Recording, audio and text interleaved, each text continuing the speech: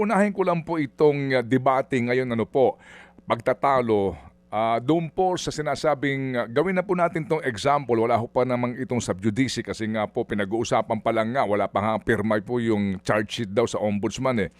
Yung pong sinasabi ni Ombudsman, Deputy Ombudsman Clavano, ika niya, ang sinasabi po niya, no, yung daw pong contribution sa eleksyon noong 2025 na tinanggap ni Senador Marcoleta na 75 million ay sabi niya, ano, if I may quote, no? Oo. Ang sabi po niya, yun daw pong reklamo na plunder does not hinge on whether the alleged 75 million came from public funds. And he said that plunder law also covers certain acts involving private money. Doon po tayo muna magsimula po. Ano ba ang elemento po ng plunder? At talaga ho bang kahit na ganyan po ang pinanggagalingan ng pera, donasyon sa kampanya ng eleksyon, ay maaari masakop po ng kasong plunder? Go ahead po, Professor. So maganda po yung tanong, no? Kasi yung common misconception nga po natin sa plunder ay ito lamang po yung pagnanakaw mula sa pamahalaan. But yung plunder po, mas malawak po yung sakop niyan. Yung isa po ay yung nabanggit po natin na yung pagnanakaw, pagkuha ng pera ng taong bayan na sa public funds. Yung second po na aspect niya actually is accumulation of ill-gotten wealth. Ibig sabihin po nun kapag nag-accumulate ho, no, parang tumanggap, dumami yung ill-gotten wealth ng isang tao. At kabilang kasi sa ill-gotten wealth sa plunder law ay yung mga regalo, donasyon na binibigay sa isang public officer dahil public officer siya. So yung po, doon po nanggagaling yung sinasabi ng ombudsman na hindi public funds yung tinanggap ay hindi na ito plunder. In fact, pinaparusahan din po kasi yung pagsuhol or yung pagtanggap ng suhol effectively. So I think yung po yung hindi pa ko natin nakikita yung charge documents, no, yung complaint laban kay Senator Marcoleta, but I think yun po yung teorya nila na kung hindi nga po ito failure to declare campaign receipts, donations kay Senator Marcoleta kasi hindi pa ho siya kandidato at that time, at the very least, tinanggap niya yung napakalaking sum na iyon or napakalaking amount na iyon nung public officer na siya, nung congressman siya, bago pa man siya tumakbong senador. Okay. Professor, pwede ho ba natin lang, if you will allow me, no, para ho mas maunawaan din natin ito pong provision mismo po ng batas. Kasi ang claim po naman ng kampo nila Ginoong Marcoleta na oo, congressman po siya nung panahong yon, pero yung mga nagbigay sa kanya ng campaign contribution ay nagsasabi nga na hindi naman daw ito mga taong may kontrata sa gobyerno o meron pong mga interes sa kanya pong panunungkulan. Basahin ko lang po, no? By receiving directly or indirectly any commission, gift, share, percentage, kickbacks, or any other form of pecuniary benefit from any person and or entity in connection with any government contract or project or by reason of the office or position of the public officer concerned. So, kapag po ganun na ako isang congressman, tumakbo akong senador, before the campaign period, may nagsabi sa akin, tanggapin mo to. Ituring mo na lang ito na if I may quote, we're giving you contribution but this is your debt or gratitude to us. Treat it as a debt. Yung pong sinasabi niya, di ba doon, ito ho kasi yung bahagi doon ng preba ng ombudsman, yung actual na media statement ni Ginoong Marcoleta. Paano ho natin to makokonek dito nga po sa sinasabi na sa number 2 elements nga po nitong plunder na kung meron kang proyekto, wala naman pinag-uusapan dito na proyekto o naman pong benepisyo na makukuha supposed to be nung donor po o campaign contributor. Paano? So, yung plunder law po, tama ka, Manong Ted, pag tinignan ninyo yung batas, hindi lamang ito covered doon sa proyekto. Covered din po dito yung pagtanggap dahil lamang public officer ka. At mahalaga po alalahanin kung bakit ganoon yung prohibition. Bakit ba natin binabawal na kahit wala namang yung tinatawag natin na quid pro quo walang palitan, Mm. bakit natin pinaparusahan yung pagtanggap ng ganito kalalaki na amount? Mm. At kaya po gano'n yun kasi minsan nga po abang, no? Yung ginamit niyo po na word na sinasabi din, I think, dun sa statement ni Senator Marcoleta nun was debt, parang utang. Mm. So parang para siyang advance, no? Na kung mapupunta ka sa posisyon na ito, alalahanin mo naman kami na nagbigay sa iyo. So parang inunahan lang niya yung pagsuhol doon sa public officer. Kaya po binabawal sa batas Mm. natin yun. So depende doon sa interpretasyon nung debt, no? Kasi maaring utang as in utang pinansyal or debt of gratitude, no? Opo. Mm. Pwede pong utang pinansyal in the sense na Mm. kakandidato ka, Mm. umutang ka muna sa amin. Mm. Pwede din naman siyang utang ng loob. But in Mm. any event po kasi, sa Mm. batas po natin at sa code of ethics po natin, kung Mm. pinautang po yan para sa kampanya, dapat idineklara po yan eventually nung naging kandidato na po siya. Kasi kalinaw kung ano po yung value ng transaction na iyon. Mm. Opo, pero attorney, professor, sabi naman nila na-dismiss nga ng COMELEC yung kaso na hindi ito sinama sa kanyang statement of contributions and expenditure during the election. Yung dismissal po ng COMELEC, so balikan ho natin, Mm. Manong Ted, Mm. yung naging usapin po dito, Mm. no? So Mm. kung alalahanin po ng mga taga-subaybay, dati po nakasuhan po si Senator Marcoleta kasi hindi po niya idineklara sa kanyang statement of campaign contributions and expenditures Mm. itong natanggap nga niya na 75 million suma total. Mm. Ang excuse po niya noon sa COMELEC ay hindi pa ho siya kandidato noong tinanggap niya iyon. At Mm. tama po yun. Meron po tayong doktrina, yung tinatawag po natin doon na yung Penera Doctrine, Mm. kung saan hindi pa ho pwede kumagat yung mga election offenses kung hindi pa ho kandidato yung isang tao. At nagiging kandidato lamang siya kapag nag-file na po siya ng Certificate of Candidacy at nagsimula na po yung campaign period. Nung time po na natanggap ni Senator Marcoleta itong amounts na ito, hindi pa ho nagsisimula yung campaign period. Kaya yun po yung excuse niya. Mm. Pero hindi po yun ibig sabihin na na wala na po siyang sabit. And I think ang nahuli sa kanya na sabit ay dahil na rin doon sa public statements niya, ay tumanggap ka siya ng ganito kalaki na amount. Hindi po pang-araw-araw na tumatanggap ang isang opisyal ng ganito kalalaki na amounts po, no? So tumanggap po siya ng ganitong amount nung time na public officer na siya at ayon nga sa kanya sa statements niya bilang debt or bilang utang. Professor, tatayo ho ba kaya yung pong ang magiging pangunahing ebidensya ay media interview or media statement? Kasi alam po naman natin, yung mga kickback, mga tongpats, wala namang voucher yon, wala namang mga resibo yon. Pero in this case po, sa pag-amin na pagtanggap ng 75 million na campaign contribution, ang sabi nga ng ombudsman, ang kanilang hawak dito na ebidensya ay yung kanyang media interview. Will that stand alone? So, alalahanin natin, Manong Ted, no, may habang tumatagal po kasi ang criminal process, pataas ng pataas yung standard na kailangan patunayan ng gobyerno upang makakuha ng favorable na ruling. So, doon sa tanong na enough na po ba yung ebidensya upang magkaroon ng kampanya, magkaroon ng kaso sa korte, sasabihin ko po na mukhang may tsansa po. No? Kasi yung statement po niya ay nasa public statement, ito po ay binigay in response to yung kaso niya sa COMELEC, which means hindi natin pinag-aawayan actually yung amount. Pinag-aawayan lang natin yung dahilan doon sa amount. Baka enough po yan para magkaroon ng criminal prosecution. Pagdating po doon sa korte, magkakaroon na po ng iba-ibang kailangan patunayan ngayon yung ombudsman. So, yung at the time yung special prosecutor. So, una po, no, meron po ba talaga ng amount? May bank records po yun.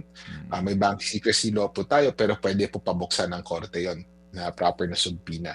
At yung purpose po, no, binigay po ba dahil sa public officer, magkakaroon po ng pagkakataon naman si Senator Marcoleta kung tumawid dito sa Sandigan Bayan, na ipaliwanag no, kung ano ba talaga yung amount na iyon. So, garantisado naman po ng proseso natin yung pagkakataon ni Senator Marcoleta on Opo. various stages na Mm, ipakita yung mm, kanyang depensa. mm.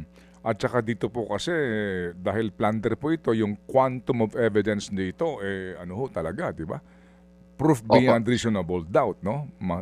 Opo. opo. At over time po, yung Mm. Korte Suprema natin, padagdag po ng padagdag yung mga requirements for plunder. So yung Mm, mm, series requirement, kailangan more than one act po yung nangyari. May mm, mga ganun po siya na mm, na-develop na requirements over time. So hindi po mm. madali makasecure sa Opo. plunder, kaya nga po madaming nakakatakas. Opo. Professor, yun ho bang nag-contribute na mga tao na na-identify po naman? Sila ho ba may pananagutan din dito? Opo, no? Kasi ah, parang principal by cooperation po sila dun sa Mm, plunder. Kung hindi po mangyayari yung krimen na iyon kung hindi po sila nagbigay. So kahit sila po mismo may sabit din po in theory. No? Of course, meron din po silang sariling depensa mm, regarding this. Baka wala naman po silang criminal intent. But hindi po kasi mas malinaw lamang po siya, I mean, no? mm. Kung na-start na natin makita yung ebidensya Opo. nung laban dun sa mga nagbigay. So kumbaga, in case isama po sila, pasasagutin din sila sa kanilang panig itong tatlo na umano yung nag-contribute. Opo, pwede po silang sumagot on their own kung Mm, gagawin po silang co-accused. Pwede din mm, po silang kunin na testigo ng estado. mhm. Pwede po silang gawing state witness. So madami pong pagkakataon kung paano sila mapapasok dito sa storya. Okay. Sige po. So, Professor, yun lang pong sinasabi na mahirap diyan kasi pag na-file mo yan sa Sandigan Bayan, maglalabas ng agad-agad ng arrest warrant at walang piyansa yan. Makukulong ka agad dito yung pong inaakusahan. Gaano ho ba, paano ho ba naglalabas agad-agad ng arrest warrant ang Sandigan Bayan, ang hukuman po sa gantong mga uri po ng kaso na ang parusa nga po ay maximum penalty? Maganda po yung tanong ninyo, no? Kailangan po natin actually alalahanin na hindi porke yung ombudsman ay maghahain ng isang information or criminal complaint, yung magsisimula ng kaso sa korte na mismo, ay mag-i-issue ng warrant ang korte. In fact, yung trabaho ng korte ay i-evaluate yung ebidensya na dadalhin ng estado ng ombudsman, tapos sila mismo magde-decide kung mayroon bang probable cause, no? So independent yung finding ng ombudsman, independent din yung finding ng korte. Kung yung korte makikita niya na probable cause Mm, meron, ibig sabihin nun may mm, sapat na ebidensya upang kumbinsihin ng isang ordinaryo, reasonableng tao na mm, mayroon ngang krimen na nangyari at mm, responsable yung tao para sa krimen, mm, mag-i-issue siya ng warrant. At doon lamang siya mag-i-issue ng warrant. mm, Now, tama kayo na non-bailable ang plunder. Ibig sabihin nun, in general, hindi po pwede mag-hain ng piyansa. Ng bail na para mm, makalabas ho. mm, Pero mayroon po yan sa course po ng trial kung magiging malinaw na hindi po ganoon kalakas yung ebidensya ng estado at mm, mayroon pa hong ibang exception, ay pwede po actually mag-grant ng bail eventually yung mm, korte. But mm. down the road na po yun, hindi po at this early stage. Opo, opo, opo. Kumbaga po, ang huwes, na patas ay hindi ka raka-raka, no? Labas kaagad ng labas ng arrest warrant kasi nga you will deprive a person ng kanyang liberty. Depende po doon sa bigat ng hawak na ebidensya na iaharap ng prosecution. Kaya nga po sa ngayon may mga petition for bail at inaalam po, di ba? Kung sila ba'y karapat-dapat na makapagpiyansa. Ito po yung mga nandidiyan na. Pero in this case po, hindi agad-agad maglalabas ng arrest warrant, no? So, tama ko yun, may step by step po yung Mm, ginagawa ng ating mm, proseso na mm. habang tumatagal yung criminal process, pataas din ang Mm. pataas yung requirements para sa Opo. estado yung kailangan nilang patunayan. Opo. Okay. Sir, dito po sa plunder, 50 million ano po ang threshold, no? Right? Opo. Okay. 50 million. Kapag 1 million, halimbawa, ano po, hindi na po plunder yon pero meron ho bang kaso ang isang public official kung 1 million yung kanyang contribution? Sabihin na po natin, bigyan kita 1 million ituring mo yan na utang.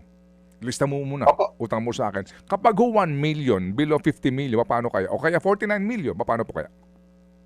Puwede po 'no, so yung provision po na binanggit niyo kanina, yung binasa niyo po kanina, nakikita din po 'yan sa RA 3019, sa Mm, Anti-Graft and Corrupt mm, Practices Act. mm, So kung below 50 million puwede pong doon pumasok. So, Manong Ted, kailangan natin i-clarify lang 'no, yung bawal kasi na nangyari base dun sa mga version na nakikita natin sa mm, media, mm, hindi naman yung, pagtanggap lang ng kahit anong regalo or kahit anong mm, gift 'no mm, or mm. consideration.